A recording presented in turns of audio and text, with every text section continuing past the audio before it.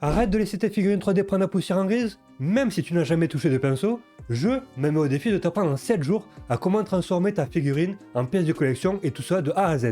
Aujourd'hui on est au jour 1 et on s'attaque au choix de la figurine et à son impression. Étape numéro 1, le choix du modèle. Pour le choix du modèle, prends quelque chose qui te plaît vraiment, c'est vraiment la source de motivation pour commencer.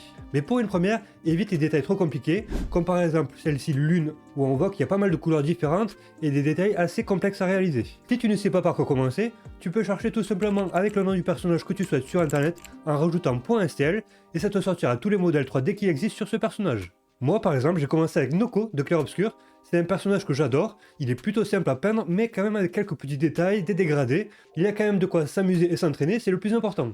Ensuite nous allons passer à l'impression. Une fois que tu as ton fichier 3D bien évidemment, on va pouvoir l'importer dans un slicer. Moi j'utilise Bamboo Studio parce que j'ai des imprimantes Bamboo Lab, et le plus compliqué va être de trouver les bons paramètres d'impression. Moi par exemple, j'utilise des paramètres d'impression FDG, qui sont pour moi les plus adaptés et les mieux. Je te mets le lien de ce que j'utilise dans la description, donc n'hésite pas à aller voir et à télécharger les paramètres. Ces paramètres là c'est vraiment le secret pour avoir des couches invisibles et une solidité au maximum. Une fois que vous avez importé votre modèle dans le slicer, une des grosses parties importantes de l'impression 3D, ça va être de bien gérer vos supports. Sachant que nous on utilise des machines FDM, c'est vraiment le nerf de la guerre. Il va falloir trouver les meilleurs endroits pour placer ces supports, afin que les résidus de petites traces de ces supports ne soient pas visibles directement lorsque vous regardez votre figurine. Donc il va falloir les placer stratégiquement sur votre figurine, que ce soit par exemple de dos ou à des endroits qui ne sont pas visibles.